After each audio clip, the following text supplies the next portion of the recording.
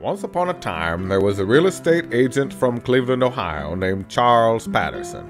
Charles got 2 weeks of vacation every year, and he decided this year, instead of just sitting around the house drinking, he was going to go on a legendary vacation.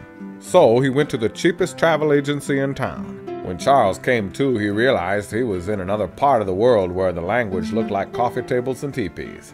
Yes, China. Excuse me, where's my room? Holy crap, I'm taking lead. Charles was very happy that he thought to bring a knife with him to the resort. Charles found the reception desk, but there was no one around. So Charles went to find his room on his own. Apparently, there were plenty of other people wanting to stay in that penthouse suite, so he had to fight them for it. Charles took one in the dome. That was fucking bullshit, Charles thought as he died. Charles woke up in the middle of icy Arctic Siberia. Charles was beginning to realize he wasn't on a vacation at all. He was in the middle of some Hunger Games bullshit. Unfortunately, Charles was only armed with a butter knife, but that didn't prevent him from killing 3 of his worthy opponents. Charles got payback on the man who killed him earlier. It felt good to drive his knife deep within his chest. I survived China. I'll survive Siberia, Charles thought. Charles was having a fine time on this vacation. Charles suffered some blood loss and he passed out. When he woke up, he was in a real estate agent's worst nightmare. Detroit, Michigan. He found a rival real estate agent crawling around and stabbed him in the back. He found another real estate agent and stabbed him. Charles was getting really good at stabbing people. Detroit was one of the toughest real estate markets in the world.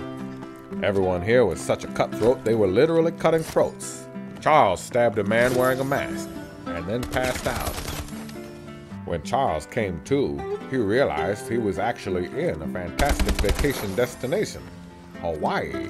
Take that, rival real estate agent from Hawaii. Charles found a machine gun. Ho, ho, ho.